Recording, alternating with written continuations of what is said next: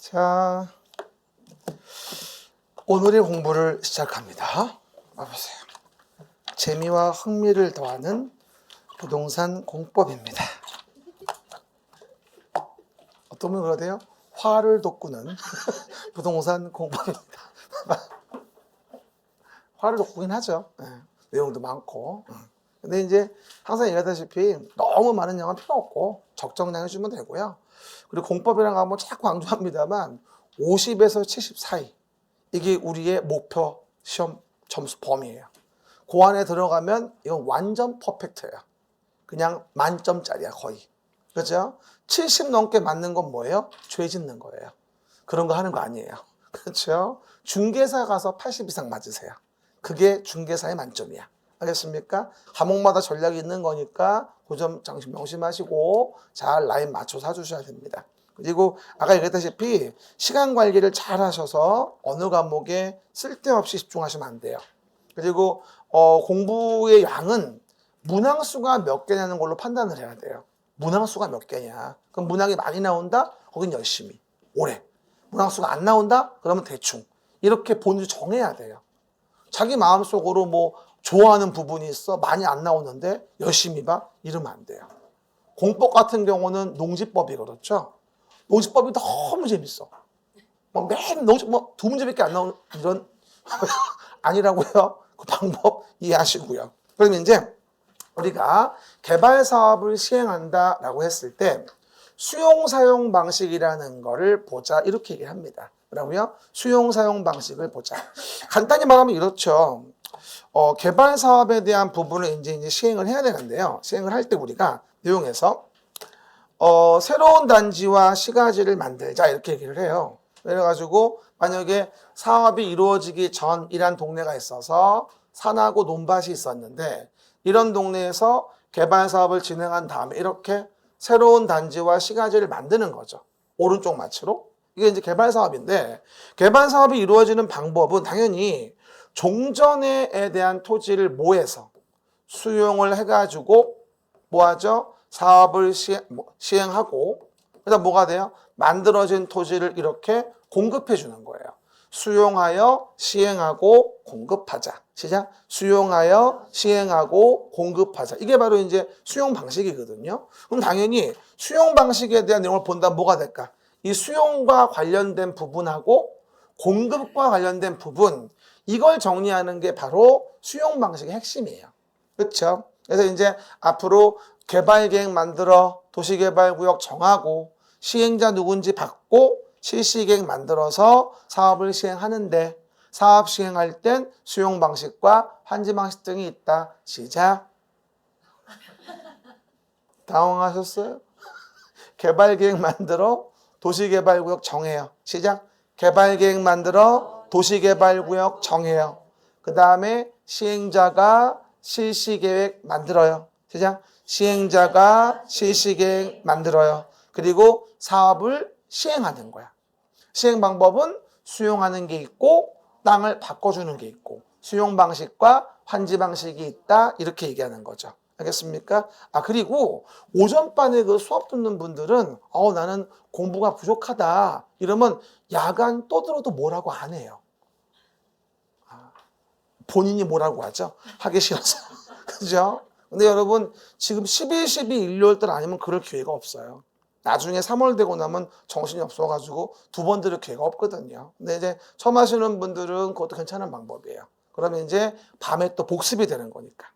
동영상 보는 분들도요. 동영상 한번 본 다음에 혼자 복습하려고 하지 말고 1.5배속으로 다시 봐요. 동영상을. 그게 훨씬 나아요. 처음에 하시는 분들은 뭐가 된다? 자습이 안 돼요. 그러니까 동영상 보시는 분들도 시간 되시면 복습할 때 혼자 보는 것보단 듣거나 1.5배속으로 빨리 듣거나 이러면서 이제 좀 약간 좀 다시 수업을 듣는 방향으로 이게 좋은 방법이에요. 진짜로. 그렇죠? 왜 이렇게? 그러면 이제 수용하고 시행해서 공급한다는 거니까 수용, 시행, 공급 세 가지를 보는 거야. 뭐라고요? 수용, 시행, 공급 세 가지를 보는 거야. 수용하고 시행하여 공급하자. 근데 좀 글씨가 작으니까 일로 와보세요. 판서 좀 해볼게요. 그림책은 39페이지 펴시고요. 봅니다. 그러면 39페이지 맨 위에 보면 수용 사용 방식의 정의가 나올 거예요. 뭐라고 나온다? 수용 사용 방식의 정의 뭐라고 나와요? 계획적이고 체계적인 도시개발 등 집단적인 조성 공급이 필요하다고 나올 겁니다. 집단적인 조성 공급 필요. 시작. 집단적인 조성 공급 필요. 이게 수용 방식의 정의예요. 이게 쉬운 것 같아도요. 집단적인 조성 공급을 위해서 환지 방식으로 시행한다. 이러고 나오면 안 되거든요. 그냥 외워야 돼 이거는. 집단적인 조성 공급이 필요하다면 얘는 뭐 얘기하는 거다? 수용 방식 얘기하는 거예요. 봐봐요. 이렇게 사업이 이루어지기 전 엉망진창의 땅들이 있어요. 예를 들어 이렇게. 이런 동네를 사업 시행하기 전에 토지 등을 모해서 강제 취득, 수용이라는 걸 하고 그 다음에 사업을 모해서 시행을 해서 만들어진 토지를 뭐하죠? 우리가 공급해준다. 이렇게 이해할 수 있어요. 수용하여 시행하고 공급하자. 진짜? 수용하여 시행하고 공급하자. 이게 이제 수용 방식이거든요. 근데 여기서 이제 문제를 물어보는 부분은 수용에 대한 부분에 대한 거. 수용 뭔지 알죠? 그렇죠. 여기서 토지 등이라는 것을 뭐하죠? 강제적으로 뺏어다가 시행자가 수용하고 그 다음에 뭐하죠? 시행하고 만들어진 걸 공급한다는 거예요. 근데 문제는 그럼 수용은 시행자가 하는구나 라는 거를 알 수 있게 되는데 누가 한다? 시행자가 수용을 한다는 거야. 근데 시행자는 앞에서 배웠듯이 공공의 시행자도 있고 민간의 시행자도 있다고 얘기했었죠. 공공의 시행자도 있고 민간의 시행자도 있다. 하지만 조합을 제외하고는 개발법은 조합은 수용이 안 되거든요. 개발법은 조합은 수용이 안 돼요. 그렇죠. 그래서 조합을 제외한 민간 시행자는 뭐가 되어지죠? 면적의 형편 3분의 2 이상을 여기는 소유해야 한다고 나와요. 소유하고 and 소유자 총수 얼마? 2분의 1 이상 동의를 받아와라. 그러면 나머지 소유하지 못한 3분의 1을 수용할 수 있게 해주는 거지. 따지고 보면. 그러니까 민간자가 시행자일 땐 전면 수용은 안 되는 거야, 사실. 이해가셨죠? 그리고 공익사업의 인정을 받아서 시행하면 되는 거야, 이제. 그래서 뭐 좀 물어봅시다. 예를 들어, 공공의 시행자로 지방자치단체가 있었어요. 지방자치단체. 물어볼게요. 지방자치단체는 수용 방식으로 사업을 시행하려면 면적의 3분의 2 이상을 소유해야 한다? 이러면 틀리는 거예요. 이렇게 많이 물어봐요. 공공의 시행자는 따로 수용 요건이 없다는 거. 이해가셨죠? 민간의 자일 때 조합을 빼고는 면적의 3분의 2 이상을 소유하고 있다면 나머지 and 소유자 총수 2분의 1 이상 동의를 받아왔을 때 소유하지 못한 나머지를 수용해 주는 거죠. 난 민간자는 전면 수용 사실 안 되는 거죠. 그렇죠? 그 얘기들. 근데 이거 나올 때 가끔 물어보는 게 뭔지 아세요? 물어볼게요.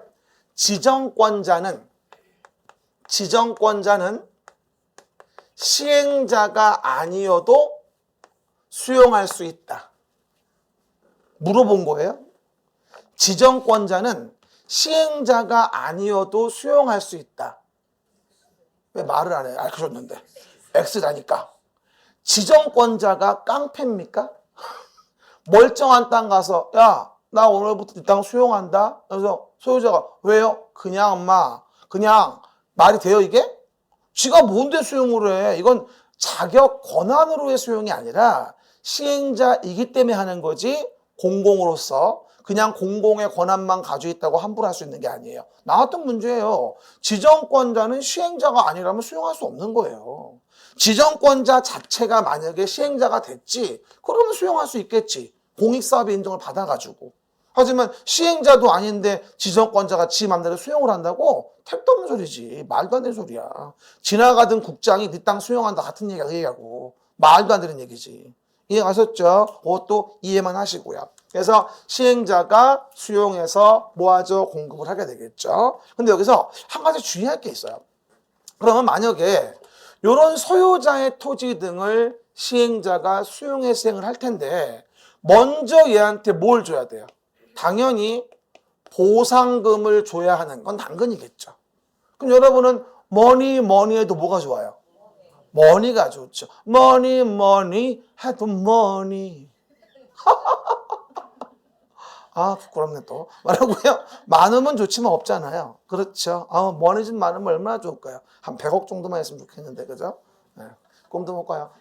어쨌든. 그러다 보니 보상해줘야 되는데 돈이 없어요. 그러다 보니까 현금을 주는 게 맞겠지만 현금 주는 게 어려우니까 이럴 때 보통 나오는 게 뭐냐? 채권 보상이란 말이 나와요.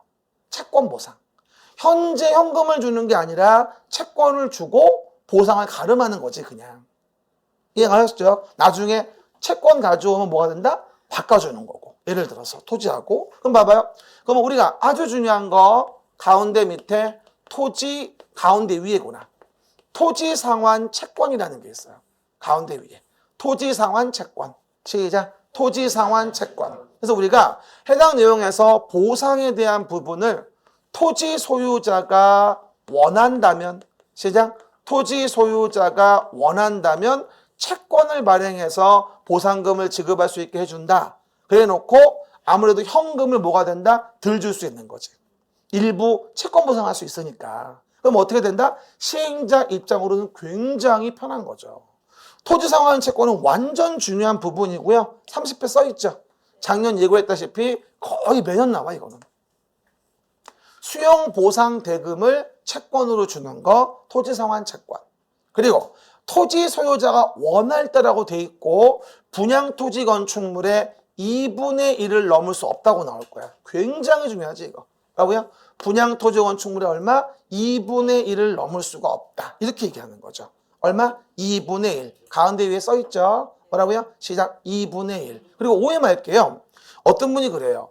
소유자가 왜 원해요? 물어보는 분이 있는데 그건 얘한테 물어보세요. A한테 가서 너 왜 원하니? 라고 물어봐.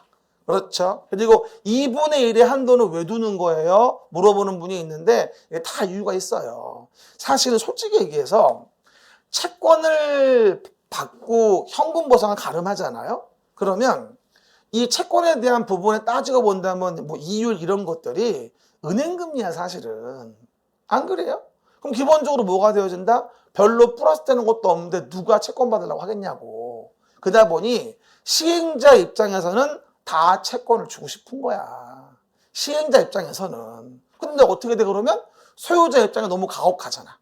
그러다 보니까 소유자가 원할 때라고 써놓고 2분의 1을 못 넘기게 하겠다고 규제를 가하는 거야. 그렇지 않으면 다 채권 주려고 하거든. 시행자 입장에서는. 선생님 원하지 않으면 되잖아요. 원하지 않으면 아마 아무것도 안 줄 거야. 그리고 소송 걸들만 알아서 하라고 방치해 놓거든요. 그다음 결국은 나만 상처받아 사실은.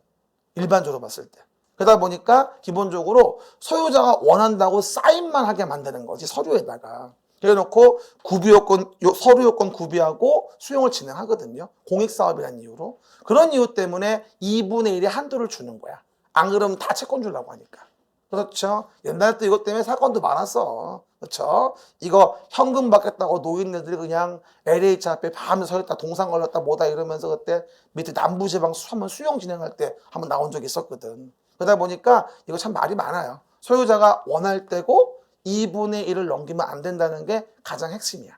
이해가셨죠? 또 하나 물어봅시다. 그러면 시행자가 요 채권 발행할 거 아니겠어요? 시행자가. 그죠? 그럼 시행자는 공공도 있고 민간도 있잖아. 그치? 그러면 민간자가 이걸 발행할 때는 그럼 뭐야? 채권 발행하고 얘 부도나면 어떻게 시행자가. 그치? 그래서 어디 가나 채권이 나올 때에는 민간자가 발행할 때 뭐가 나오냐면 보증이 나와, 보증이. 뭐가 나온다? 보증. 민간에 잘하면 가운데 위에 써 있죠. 민간 시행자는 보증받으라는 말이 보일 거예요. 가운데 위에 토지상환 채권에서. 민간 시행자는 뭘 받아라? 보증을 받아라. 지급보증. 은행이나 뭐 하죠? 보험이나 공제조합 등 있잖아요. 그럼 보증을 받게 합니다. 물어볼게요. 지방공사는 공공이에요? 민간이에요? 공공이잖아. 그럼 지방공사는 공공의 시행자니까 토지상환 채권 발행할 때 보증 안 받지. 그렇게 많이 물어봐요. 근데 신기한 게 여기서 공공의 시행자 중에 지방공사를 꽤 많이 물어봐요. 내용에서. 어쨌든 그래서 오해하지 말 건 수용 나올 땐 시행자가 수용하는구나. 민간의 자라면 수용 요건이 있구나. 그리고 보상금은 채권을 발행하는데 소유자가 원할 때고 2분의 1 못 넘는구나. 그리고 민간자라면 채권 발행에 보증이 필요하구나. 이 부분이 바로 뭐가 된다? 수용 방식에 대한 내용인 거예요. 여기 그러면 그림책에 한번 체크해 볼까요? 봐봐요. 분양 토지 건축물의 얼마? 2분의 1을 넘을 수 없다. 소유자가 원할 때 시행자가 발행한다. 지급 보증 중요한데 민간 시행자일 때만 그렇다. 그리고 지정권자가 아닌 자가 발행한다면 지정권자 승인은 받아라. 이해갑니까? 권한자는 다 뭐다? 지정권이라고 일단 이해하자. 이게 처음에 알아둬야 될 기본적인 내용이에요. 그렇죠? 더 많은 거 됐고 1, 2번 내용 정도만 제가 말씀드린 겁니다. 그렇죠? 나중에 되면 또 하나씩 다 말씀드릴 거니까. 그렇죠? 판사하고 본 거니까 이해가 되겠죠? 네, 됐습니다. 이게 이 동영상을 전철 타고 다니면서 보시는 분들이 있는데 이걸 이제 너무 작으니까 안 보이시나 봐. 그래서 일부러 판설 따로 해드리겠어요. 내가 따로. 알겠습니까? 중요한 것들은 이게 이제 수용에 대한 부분이고 토지 상환 채권은 나중에 얘기할 거예요. 도시개발 채권 요거는 지금은 좀 어려우니까 그냥 나중엔 두 가지를 비교해야 됩니다만 일단 토지 상환 채권의 의미만 이해하시면 되고요. 공급입니다. 공급은 조성 토지 공급과 원형지 공급이 있는데요. 여기로 와볼게요. 봅시다. 그럼 봐보세요. 공급이라는 게 이루어지는데 여기서 가장 일반적인 공급의 방법이 뭐냐면 만들어진 토지를 공급하는 조성토지 공급. 입을 열어봐요. 우리 그 젊으신 남자분들이 말을 안 하는 분들이 있는데요. 누구라고 말은 못하겠고 뭐라고요? 조성토지 공급. 시작. 조성토지 공급. 그럼 봐요. 가장 좋은 방법은 조성토지를 공급하는 게 가장 간단해요. 이게 정상적인 방법이고요. 그러면 수용해서 사업을 시행하고 만들어진 토지를 공급하겠다. 이게 뭐예요? 조성토지 공급이에요. 그럼 정상, 비정상? 너무도 정상. 그러면 정상적인 공급이니까 여기는 뭐가 필요 없냐면 지정권자에게 승인을 받으라 할 필요가 없어요. 오른쪽 위에 써있지. 지정권자 승인 X라고. 그림책에 보시면. 그렇죠? 왜? 정상적인 방법이니까 승인받게 할 필요가 없는 거야. 여러분, 내가 지금 여기 이 시간에 와서 수업하는 게 비정상이에요? 정상이잖아. 뭔 승인을 받아? 당연히 할 거 하고 있는 건데. 이해가셨죠? 여러분이 앉아있는 게 정상이야, 비정상이야? 비정상인가? 정상적인 방법은 승인받을 필요 없는 거예요. 그렇죠? 승인받지 않죠. 이게 한 5년 전 문제였었어요. 조성토지 공급은 정상적인 방법에 승인이 필요 없는 거죠. 그리고 만들어진 토지를 공급해요. 그러면 여러분이 시행자라면 만들어진 토지를 비싸게 받고 싶어요? 아니면 싸게 팔고 싶어요? 당연히 비싸게 팔아야지. 그럼 어떻게 돼요? 경쟁 입찰을 통해 가지고 비싼 돈을 준다는 놈에게 먼저 주면 될 거 아니겠어. 그럼 당연히 오른쪽에 뭐라고 나와?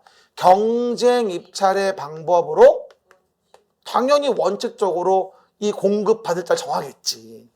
그래야 돈 내가 많이 받을 수 있으니까 시행자가. 하지만 모든 건 예외라는 게 있잖아요. 그죠? 그러니까 이럴 때 수의계약으로 한다든가 뭐 추첨에 의한다든가 이런 예외가 있는데 예외는 나중에. 경쟁 입찰이 원칙이구나. 또 하나 물어볼게요. 또 수의계약으로 합니다. 이러면 수의계약이요? 수의가 뭐예요? 이렇게 물어보시는 분이 가끔 계세요. 수의 저기 우리 아파트에 계시는데 그분이 수의가 아니고요. 또 어머니 수의 그것도 아니에요. 뭐라고요? 수의는 임의적 의사표시라는 얘기야.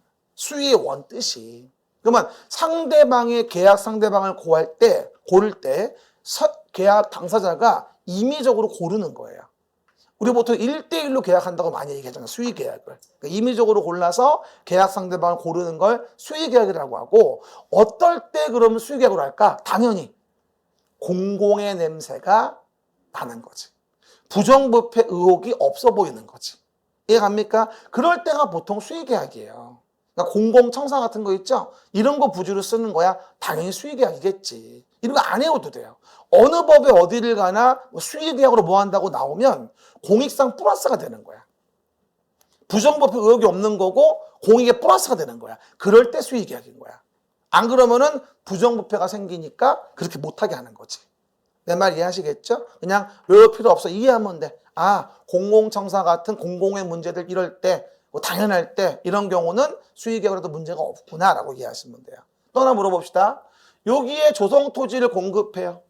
그러면 가격은 어떻게 정하겠느냐라고 한다면 당연히 감정평가업자한테 의뢰해서 감정가격이라는 걸 정하게 돼 있어요.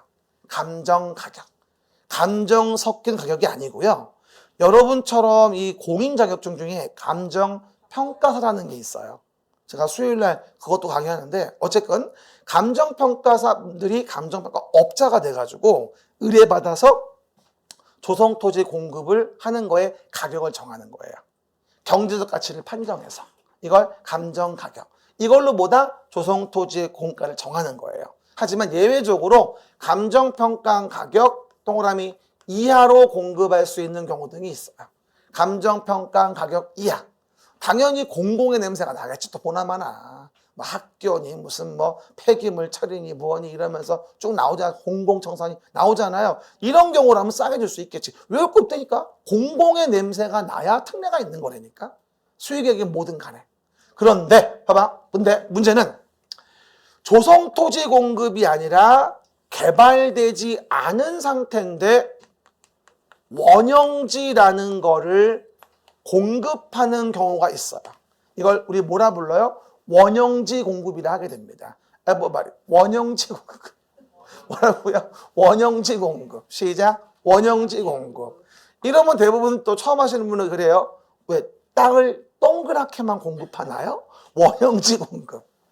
되게 웃긴 건데 왜 안 웃어? 뭐라고요? 땅을 동그랗게만 공급하는 게 아니라 개발되지 아니한 상태. 옆에 써있지.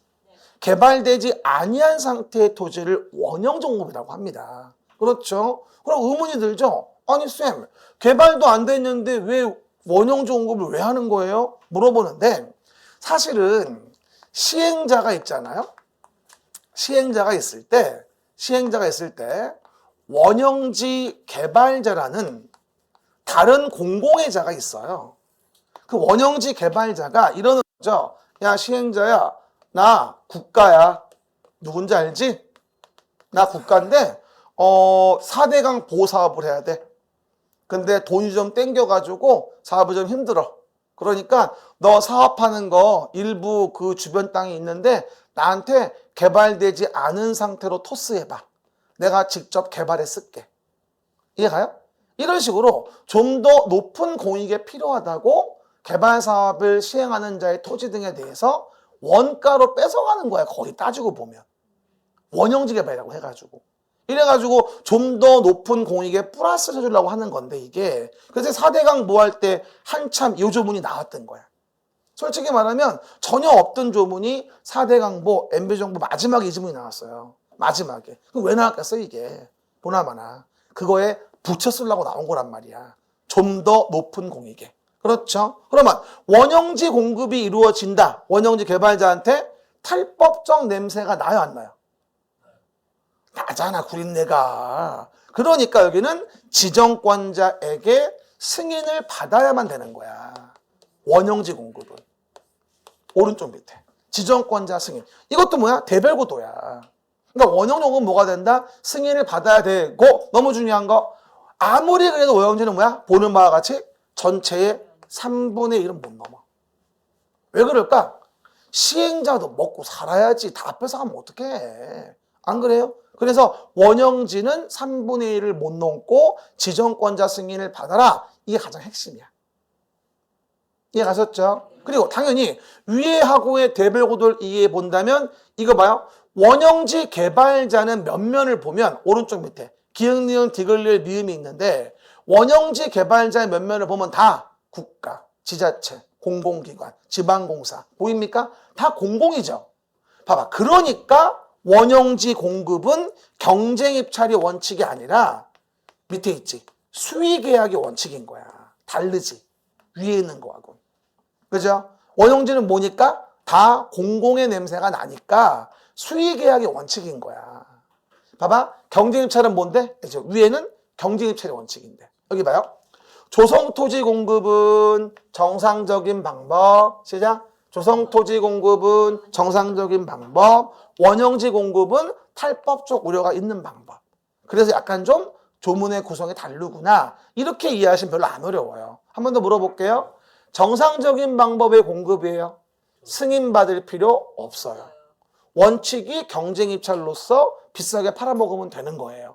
그리고 감정평가한 가격으로 하역 정하면 돼요. 하지만 원형지는 뭐다? 사업이 안 끝난 상태로 원형지 개발자에게 주는 것이기 때문에 탈법적 의도가 있으니까 지정권자 승인을 받게 하고, 원형지 개발자는 다 국가, 지자체 등의 공공이니까 뭐가 된다? 수의계약으로 가는 게 원칙이라는 거예요. 가격은 나중에 얘기하고 좀 어려우니까. 되었죠? 이게 이제 조성토지 공급과 원형지 공급의 대별 구도인 겁니다. 이거 이해하시면 별로 어려울 거 없겠죠. 한번 봐봅시다. 그러면 그림책에 위치 좀 봐보면요. 키워드만 얘기할게요. 조성토지 공급이다. 시작. 조성토지 공급. 승인이 없다. 하지만 원형지 공급은 뭐가 됩니까? 지정권자 승인을 받아야 한다는 점. 왜? 탈법적 의도가 있을 수 있으니까. 게다가 3분의 1 이내로 한정한다는 거. 너무 중요한 게 뭐냐면요. 원형지는 3분의 1을 못 넘고 토지상환 채권은 2분의 1을 못 넘어요. 요 2분의 1과 요 3분의 1도 너무나 중요하니까 잘 구분해놔야 돼요.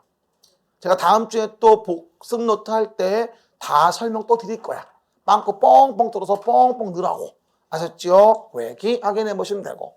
그 다음에 여기 조성토지는 뭐다? 원칙적인 거니까 경쟁 입찰이 원칙인 거고, 가격은 감정가예요. 하지만 원형지는 탈법 우려가 있으니까 뭐가 된다? 여러 가지 규제를 가하지만 그 승인이라는 걸 받게 하면서 공공의 자가다 원형지 개발자니까 계약의 방법은 수의계약의 원칙이에요. 좀 다르죠. 이거는 뭔데? 경쟁 입찰의 원칙인데 이거는 뭐야? 수의계약의 원칙인 거지. 왜? 원형지 개발자가 다 공공이니까 거의. 이해 가시겠죠? 그 얘기들 나눠보시면서 라인만 몇 개만 체크해 보세요. 요거 다 얘기하려면 또 1시간은 걸려.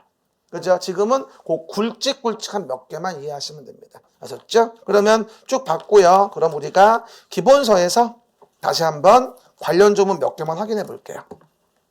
입니다. 그럼 기본서는 223페이지 펴보세요. 기본서 223. 기본서 223 보시면 토지 등의 수용사용이라는 부분이 보일 겁니다. 토지 등의 수용사용. 그러면 봅시다. 수용의 주체. 시행자는 도시개발 사업에 필요한 토지 등을 뭐예요? 수용사용할 수 있죠. 주어가 누구예요? 시행자는. 아까 기억나요? 지정권자라는 이유로 수용한단 말이 아니에요. 시행자이기 때문에 수용한다는 얘기지. 그거 오해하지 말고. 그리고 수용시 동의, 민간 시행자, 형편, 민간 사업 시행자. 민간 사업 시행자면 어떻게 될까? 넷째 줄 끝에 토지 면적의 3분의 2 이상에 해당한 토지를 소유하고, 기억나죠? 그림책이 있나 보면서 봐요. 토지 소유자 총수의 얼마? 2분의 1 이상에 해당하는 뭐하죠? 소유자 동의를 받아야 된다. 됐나요? 됐습니다. 그게 동의요건이 되어지겠고, 넘어가시면 224 왼쪽 위에 토지 상환 채권의 발행이란 부분이 보일 거예요. 토지 상환 채권의 발행 224 왼쪽 위에 별표 20개 하시고, 항상 잘 물어보는 거니까 기억하세요. 그래서 토지 상환 채권은 수용 보상가를 채권 보상한다는 거죠. 왼쪽 맨 위에. 그러면 읽어볼까요? 발행권자, 시행자는 주어 챙기고, 토지 소유자가 원하면 토지 등의 매수대금의 일부를 지급하기 위하여 사업 시행으로 구성된 토지 건축물로 상환하는 채권을 발행할 수 있다. 누가? 시행자는. 그리고 지급보증, 형 앞에 거 누구? 민간 사업 시행자. 민간 사업 시행자일 때만 지급보증이 있는 거야. 아까 공공이라고 했던 국가, 지자체니, 공공기관, 정부출원기관, 지방공사 이런 자들은 뭐 할 필요가 없는 거야? 거기에 대한 지급보증은 필요 없는 거지. 그리고 지정권자 승인. 시행자는 지정권자가 시행자인 경우를 빼고는, 좋습니다. 시행자는 지정권자가 시행자인 경우를 빼고는 다 셋째 줄 지정권자 승인을 받아야 하는 거지. 이해갑니까? 그래서 그거 라인만 잡아놓습니다.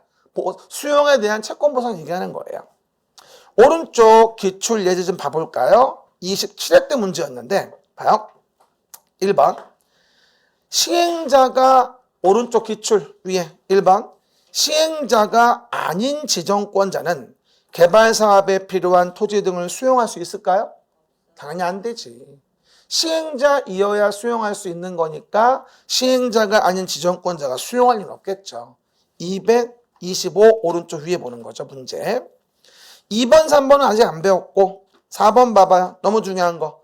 국가에 공급될 수 있는 원형지 면적. 원형지 얼마? 3분의 1을 못 넘는 거죠. 3분의 1을 못 넘는다. X.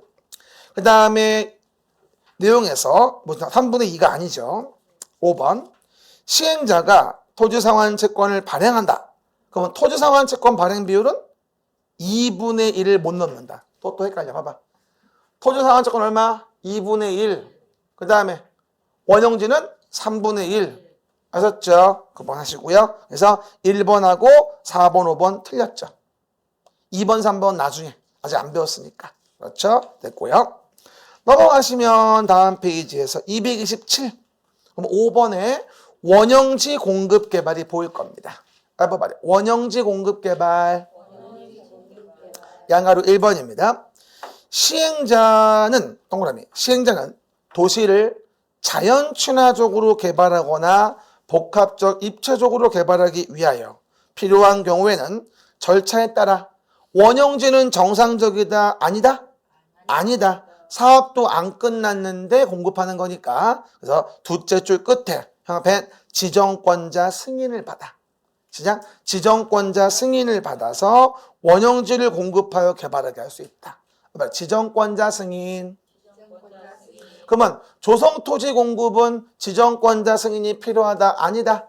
아니다. 하지만 뭐한다? 원형지에 대한 부분은 지정권자 승인을 받아서 하게 돼 있다라고 설명을 드리는 거죠. 알겠습니까? 왜? 얘는 비정상인 방법, 얘는 정상적인 방법이니까. 알겠습니까? 그거 구분해 보시고요. 여기를 비춰봐 주세요. 됐어요?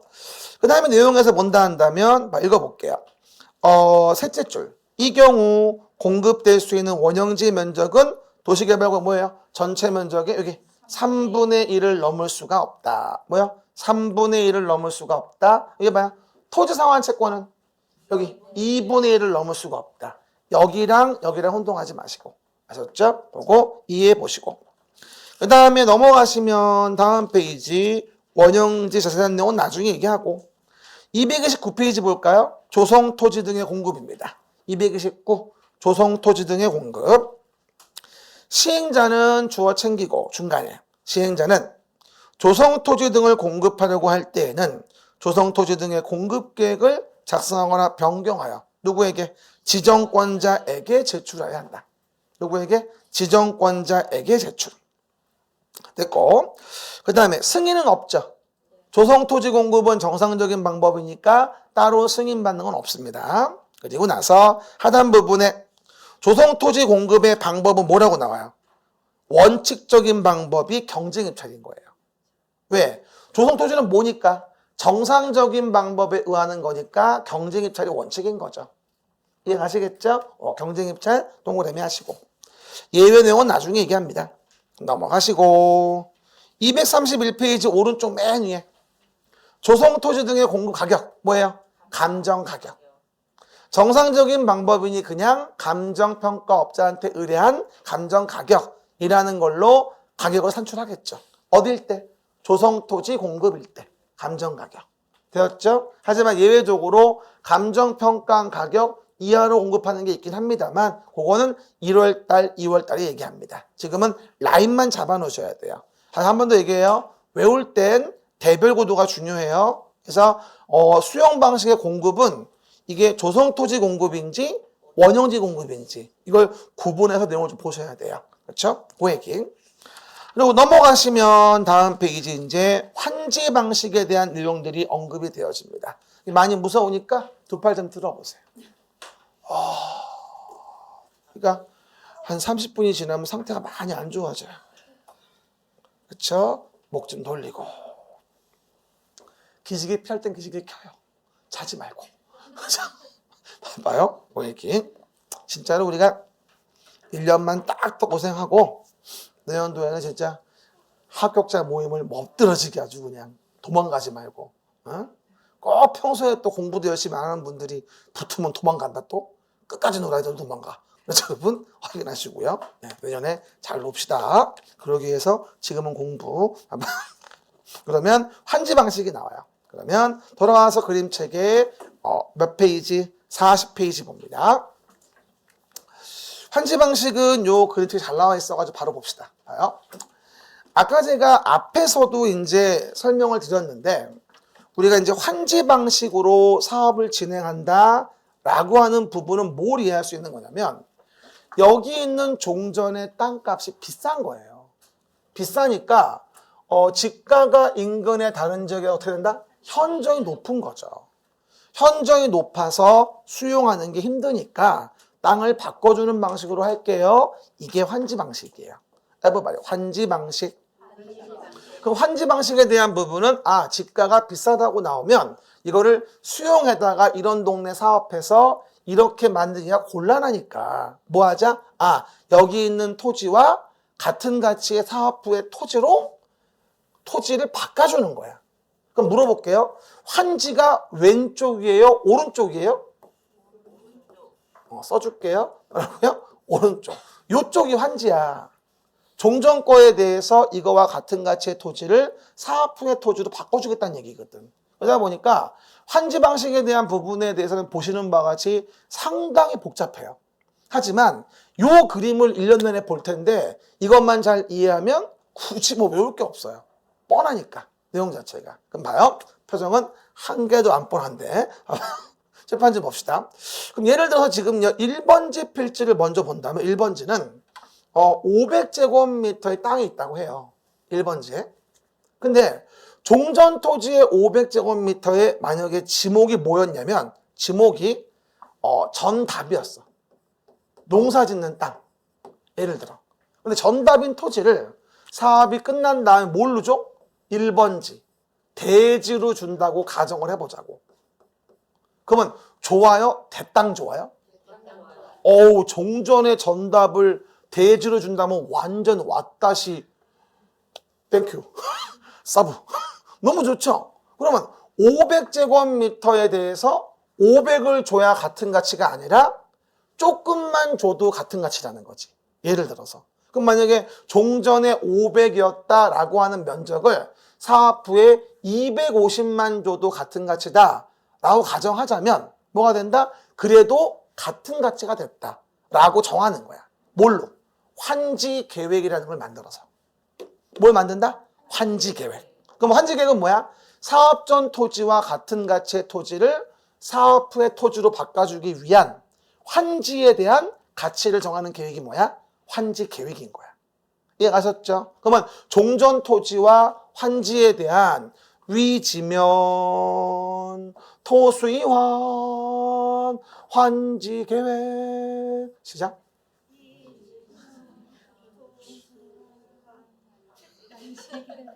뭔 살 같다 내가. 뭐라고요? 위지면 토수이환 환지 계획.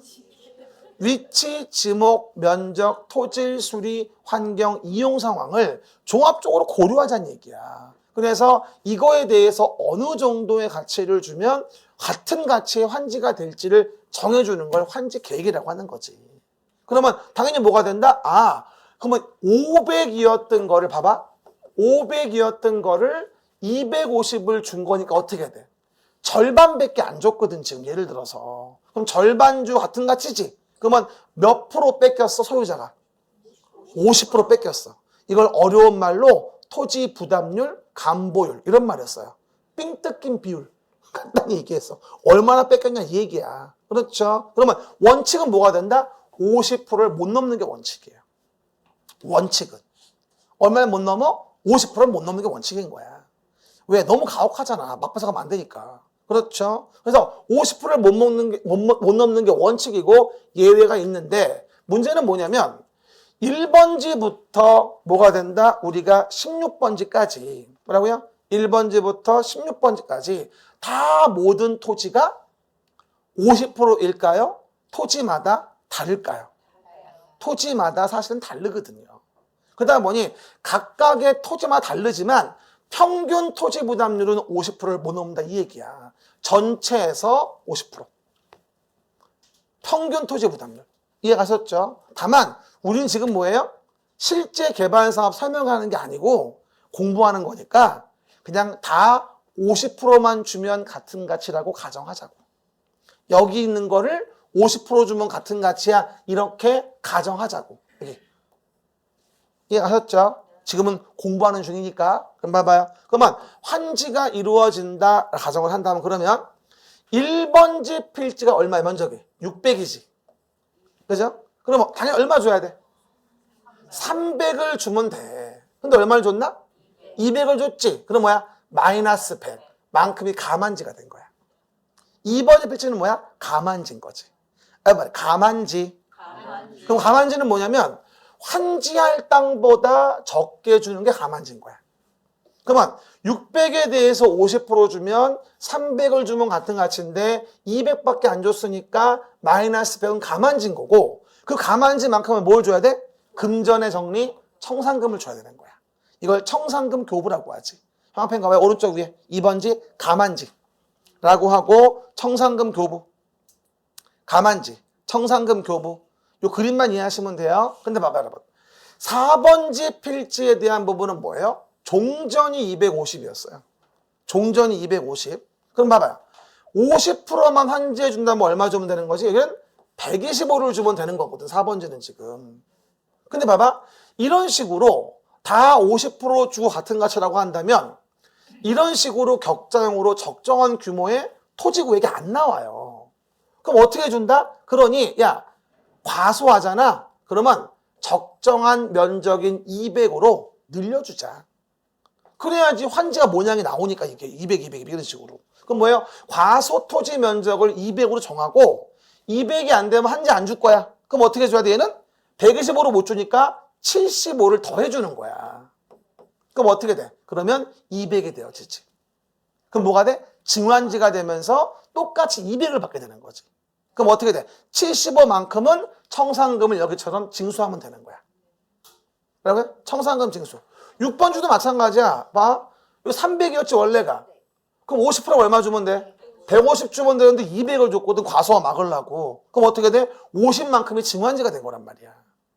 증환지는 청산금을 징수하는 거지. 그래서 당연히 종전하고는 같은 땅이 아니었는데 환지 계획을 봤더니 요 땅과 요 땅이 같잖아 면적이. 이건 가만지 된 거고 이건 증환지 된 거야. 200으로 맞춰준 거야. 그리고 뭐가 되는? 청산금을 교부하고 이런 청산금을 징수하고. 이런 식으로 뭐다? 토지 구획을 정리해 가는 게 바로 환지 방식에 대한 내용인 거지. 하나 오해 말 건 청산금의 의미는 금전 차익을 정리한다는 얘기야. 금전 차익이 없게. 내 말 이해하시겠죠? 그래서 증환이 됐다면 청산금을 뭐 한다? 징수하고. 가만히 됐다면 뭐다? 청산금을 교부하고. 금전 차익을 청산한다. 이런 문제가 생기는 거지. 이렇게 해서 이제 환지계획을 만들어주는 거예요. 이렇게 그리고 청산금이 없는 환지는 뭐라 불러? 우리가 적응환지라 부르고. 청산금이 없으면 적응환지인 거야. 다 적응된 거지. 사업 전개, 사업부에 대해서. 따라해봐. 적응환지, 증환지, 가만지. 처음에는 이 단어 외우는 게 힘들어. 그죠? 딴 거보다도. 그렇죠? 그리고 나서 뭐가 된 또 하나가 봐요. 여기 이제 이게 왜 이렇게 숫자가 빠졌지? 봐봐. 그러면 10번지부터 뭐 하죠? 11번지, 12번지, 뭐 하죠? 13번지, 14번지, 15번지 이런 식으로 땅들이 있어요. 그렇죠? 그러면 요 땅을 봤더니 어머나 세상에 거짓말이 아니라 면적이 150밖에 안 돼. 그러면 요 150밖에 안 되는 조그만 땅들을 일로 환지해봐. 얼마 주면 돼? 50%면. 75. 원래가 150이니까 그러면 요렇게 조그맣게 환자게 조그맣게 요렇게. 조그맣게. 이거 가지고 어디다 쓸 거야? 쓸 데가 없거든. 그러면 이렇게 너무 과소해서 75 정도밖에 안 준다라고 한다면 과소화 막으려면 200을 줘야 되니까 얼마 줘야 돼? 125를 증환지를 해야 돼. 맞지? 그러면 내 몸뚱이보다 큰 증환지는 뭐야? 부도 위험이 있어. 그러니 야, 안 되겠다. 이거 환지 못 줘. 과소토지 환지부지정. 시작. 과소토지 환지부지정이라고 13, 15번지는 환지를 안 정할 수도 있다는 얘기야. 오른쪽 봐봐요. 13, 15번지 없어. 환지된 거에. 없잖아. 왜? 너무 과소해서 환지 안 주는 거야. 이걸 과소토지 환지부지정. 환지를 안 정했다는 얘기야, 이쪽에.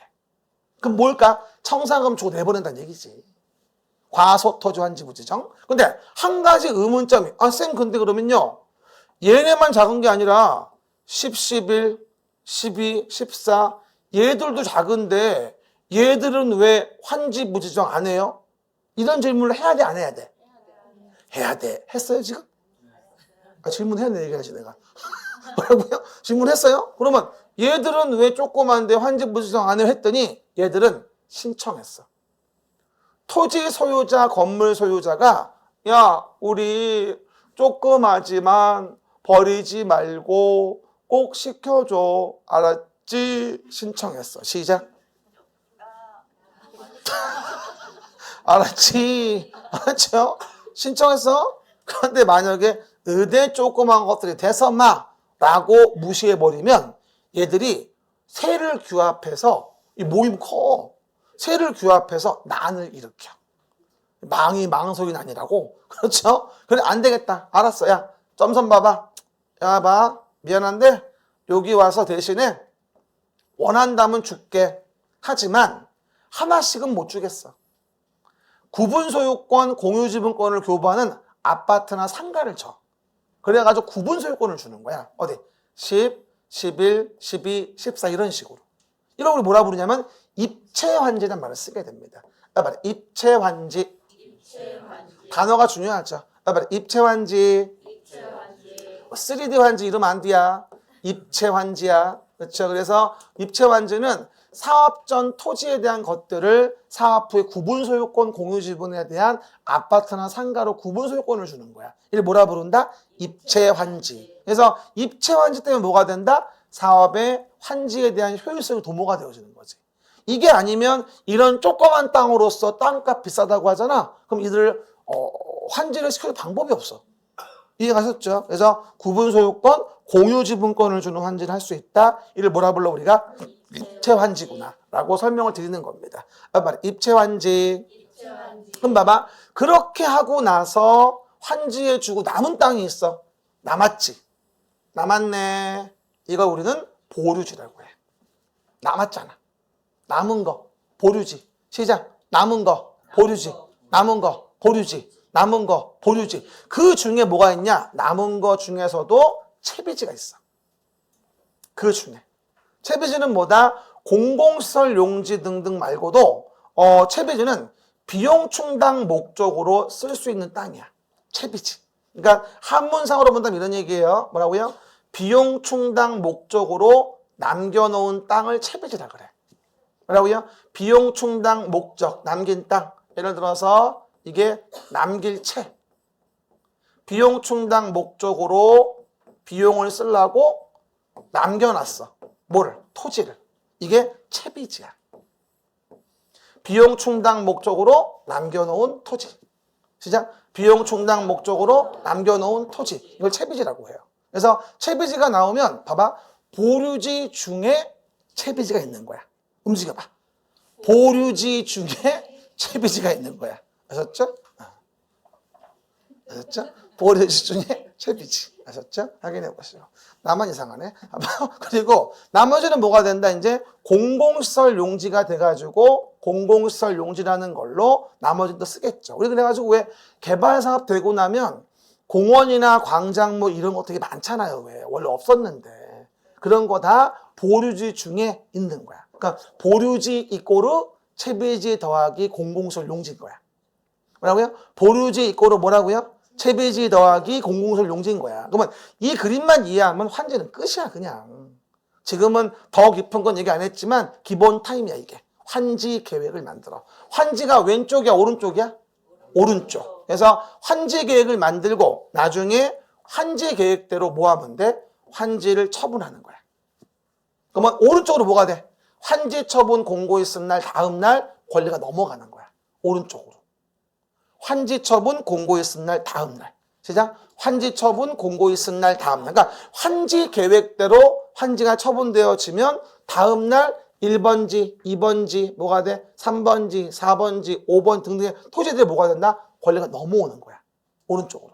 이해가시겠죠? 이렇게 해서 환지 방식이 이루어지게 되고 나중에 또 뭐가 된다? 청산금이라는 거를 뭐하죠? 정하게 되는데 별표 20개 하시고요. 청산금 중요합니다.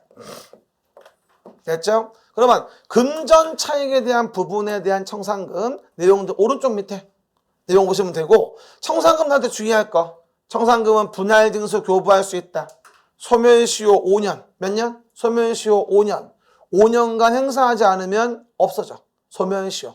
권리위에 처자면 없어지는 거야. 알았죠? 그 얘기. 그리고 공탁할 수 있어요. 금액을 청산금을 받을 놈이 안 받아. 물어볼게요. 청산금 받을 놈이 안 받는 이유. 돈이 싫어서 1번. 2번. 금액이 마음에 안 들어서. 2번이지. 그래서 공탁 걸고 지급 가름해 시행자가. 계속 끌려다니면 안 되거든. 그리고 뭐가 된다? 해당 내용 사업을 마무리하려고 하는 거야. 안 그러면 마무리가 안 돼 사업이. 싸우다 끝나니까. 그렇죠? 그리고 뭐하죠? 안 내면 강제 징수도 해. 강제 징수. 근데 한 가지 제가 좀 팁을 드리면요. 비행정청인자 시작. 비행정청인자 비행 또 뭐냐고 묻지 마. 청소년 아니야 이거. 비행. 행정청이 아닌 시행자야.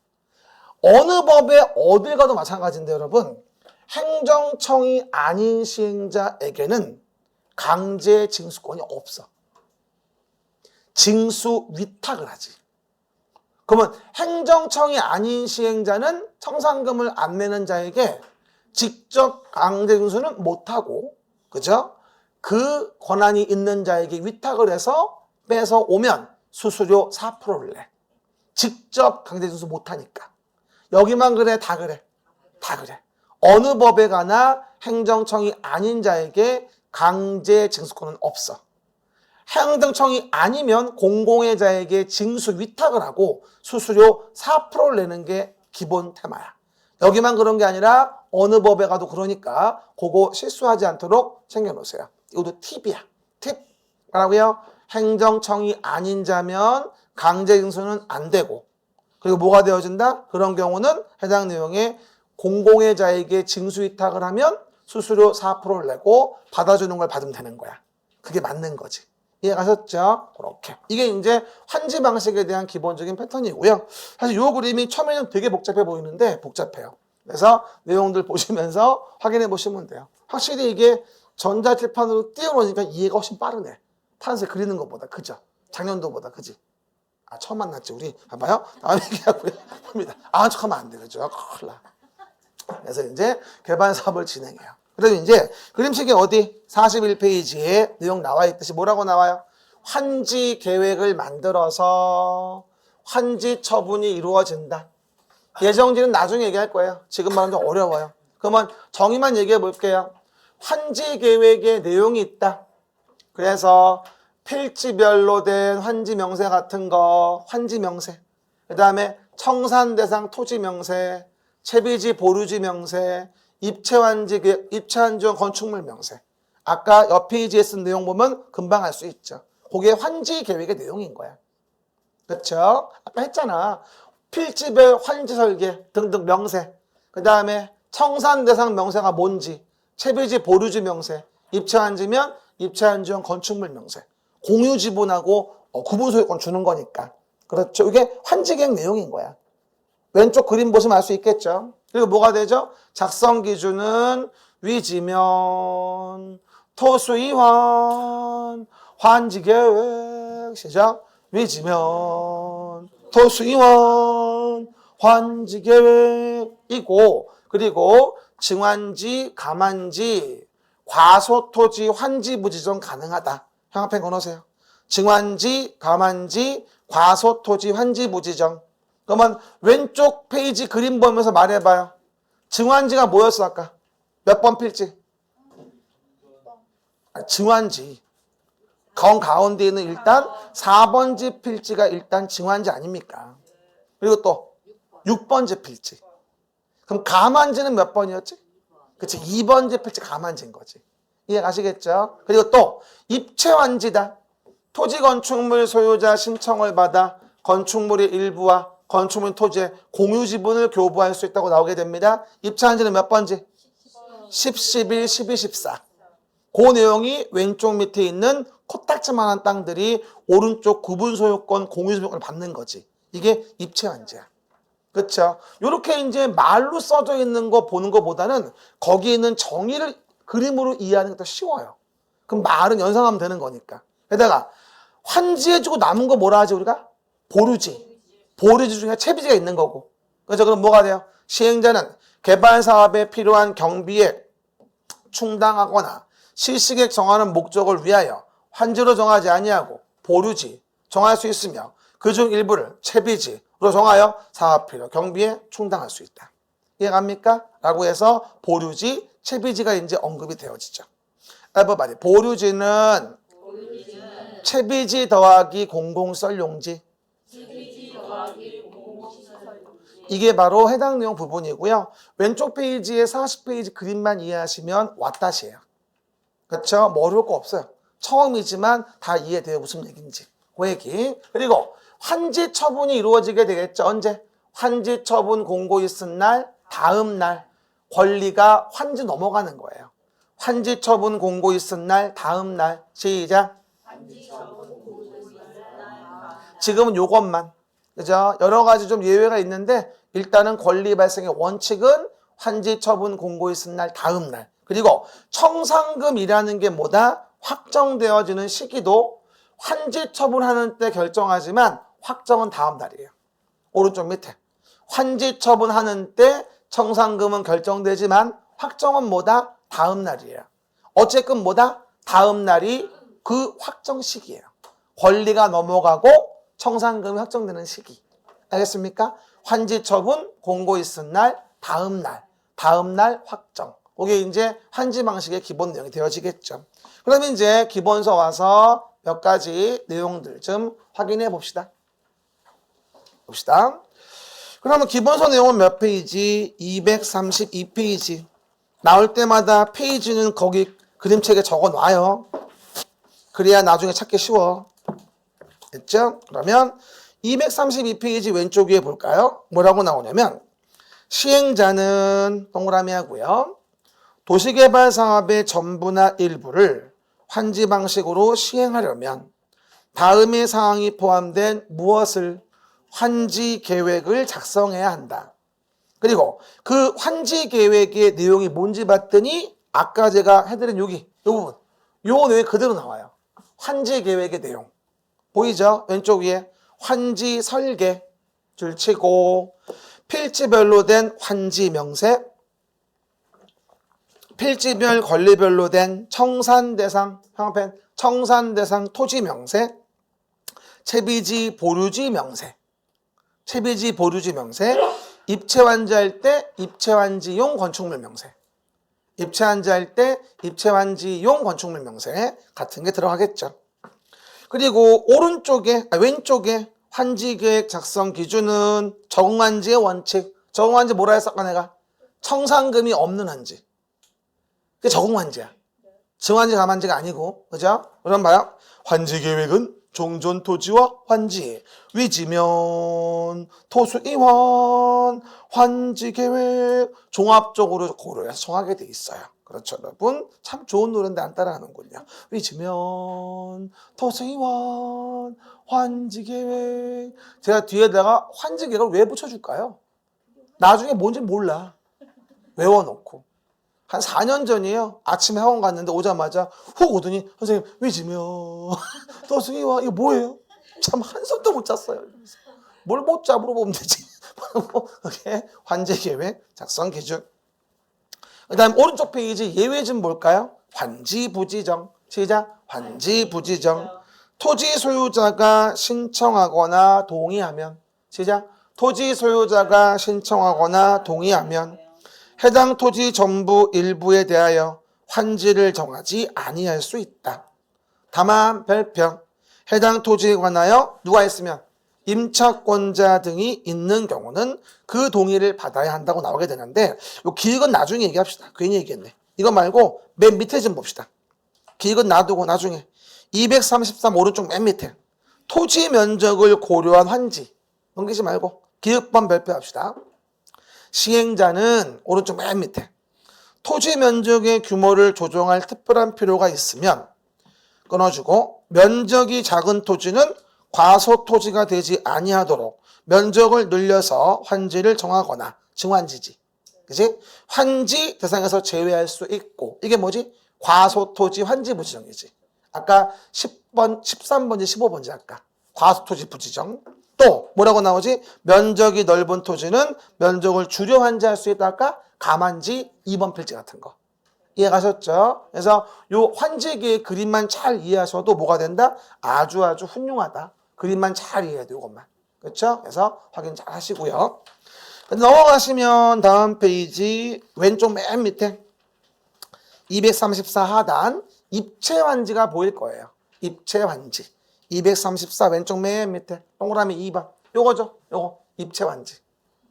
입체 환지 요거. 그럼 보시면 시행자는 도시개발 사업을 원활히 시행하기 위하여 특히 필요한 경우에는 좋지면 토지 또는 건축물 소유자 신청을 받아 건축물의 일부와 건축물인 토지의 공유 지분을 부여할 수 있다.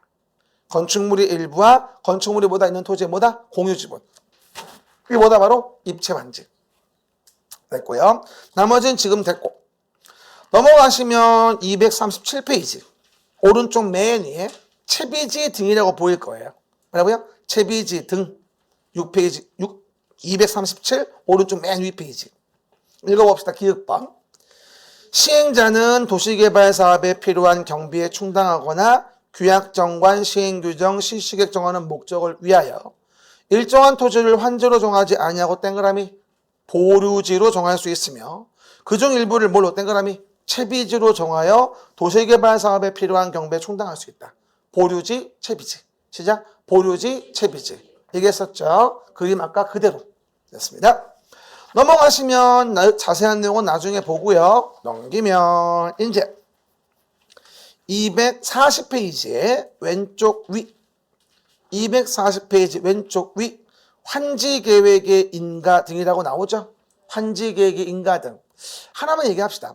아까 제가 개발법의 대부분의 권한은 다 지정권자라고 했잖아요. 근데 그 중에 지정권자 아닌 게 하나만 먼저 얘기할게요.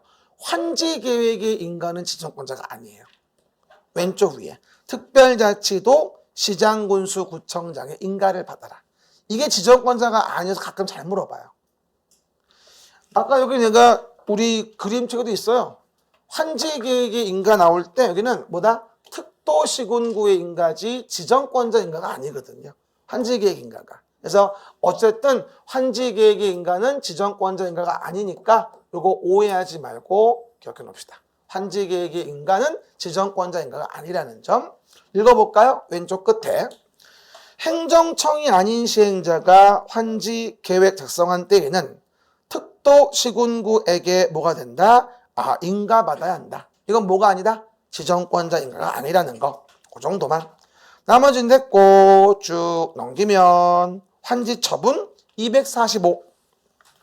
환지처분 245. 오른쪽 밑에. 의의만 읽어볼게요. 환지처분이란 245 오른쪽 중간.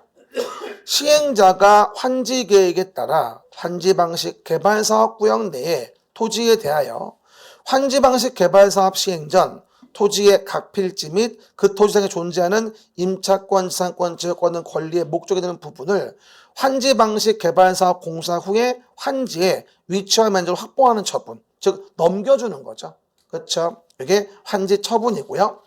그에 대한 부분에 대한 것은 246 왼쪽 맨 밑에 246 왼쪽 맨 밑에 환지처분의 효과 부분이 보일 거예요. 환지처분의 효과. 시작. 환지처분의 효과. 환지계획에서 정하여진 환지는 형합한 거 봐요. 환지처분이 공고된 날 다음 날부터 종전토지로 보며 일단 여기까지만. 그 뒷부분은 나중에. 여기 봐봐요 여러분. 그 말은 무슨 말이 될까요? 환지 처분이 되어지게 되면 환지 처분에 의해서 여기 있었던 권리가 4분의 1로 온다는 거예요. 그럼 얘를 뭐로 본다는 거야? 종전토지로 본다는 얘기야. 그 종전토지로 본다는 말 가지고 자꾸 헷갈려서 사람들이 혼동하더라고. 그럼 봐요. 환지 처분의 공고 있은 날 다음 날이 되면 얘를 뭐로 본다는 거야? 종전토지로 본다는 거야. 그 말은 무슨 말이야? 환지로 넘어왔다 이 얘기야 그게. 종전토지로 본다는 말이. 이해 가셨죠? 그러면 종전에 이거를 환지 요거로 본다는 얘기지. 이해 가셨죠? 요거를 종전토지로 봐버리는 거니까 권리가 넘어온다는 거야. 환지 처분 공고 있은 날 다음 날. 됐습니까? 뒷부분은 나중에 얘기하겠습니다. 말 나온 김에 얘기할까? 시간도 없는데.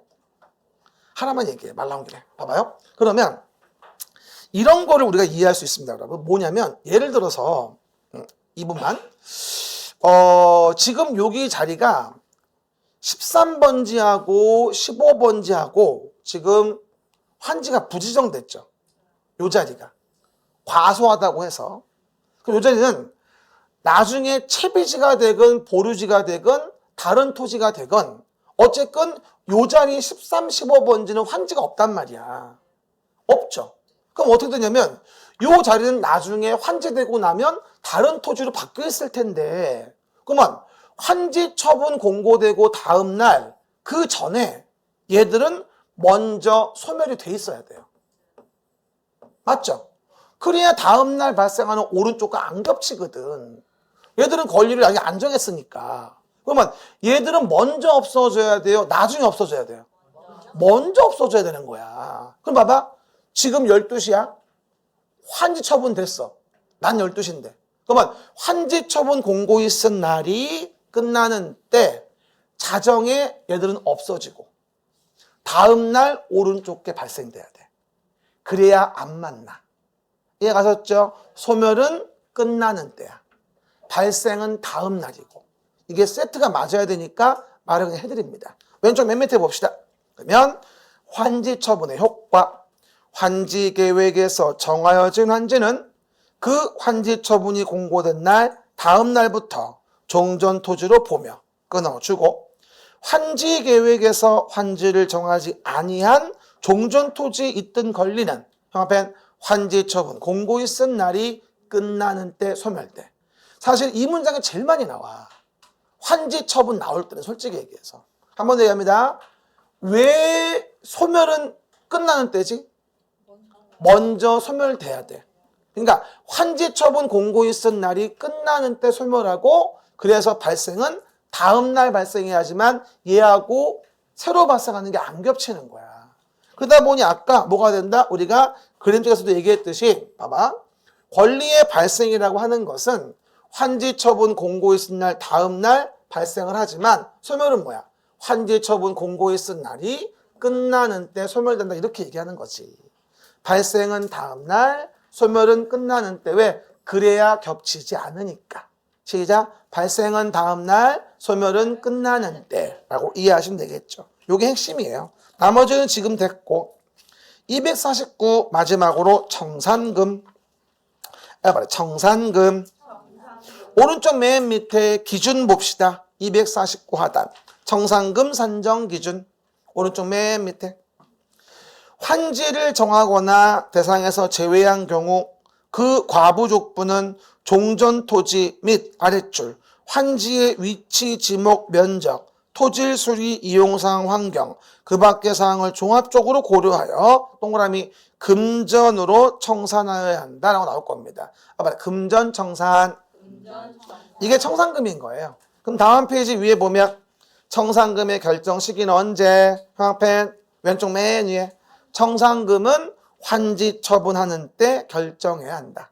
시작. 청산금은 환지 처분하는 때 결정하여야 한다. 하지만 그 밑에 봅시다. 청산금 징수교부에 대한 부분에 대해서 본다 한다면 일단 시행자는 환지 처분이 공고된 후에 청산금을 징수하거나 교부해야 한다 나와 있게 되고 양가로 이번에 제목을 보시면 뭐라고 나오죠? 분할 징수, 분할 교부할 수 있다. 시작. 분할 징수, 분할 교부할 수 있다라고 얘기하고요. 그 다음에 강제 징수 보이죠? 말해 청산금 강제 징수. 그럼 봐요. 강제 징수인데 행정청인 시행자일 때만 가능하고요. 둘째 줄 끝에 형합행금면 행정청이 아닌 시행자이면 징수 위탁을 하지. 됐습니까? 행정청이 아닌 시행자는 뭐가 된다? 징수 위탁을 하고 그리고 수수료 얼마? 4%를 내게 됩니다. 징수 위탁 수수료 4%. 여기만 그렇다. 어디 가도 그렇다? 어디 가도 그렇다. 청산금 공탁입니다. 청산금을 받을 자가 주소 불분명 등의 이유로 청산금을 받을 수 없거나 거부하면 공탁할 수 있다. 그래야 사업을 마무리할 수 있으니까. 소멸시효 몇 년? 5년간 행사하지 않으면 시효로 소멸됩니다. 뭐라고요? 5년간 행사하지 않으면 시효로 소멸된다라고 설명을 드리게 되겠죠. 이 정도 확인해 보시면 되고요. 이래서 우리가 개발 사업에 대한 부분은 정리를 했고요. 쉬었다가 이제 정비 사업으로 갑시다.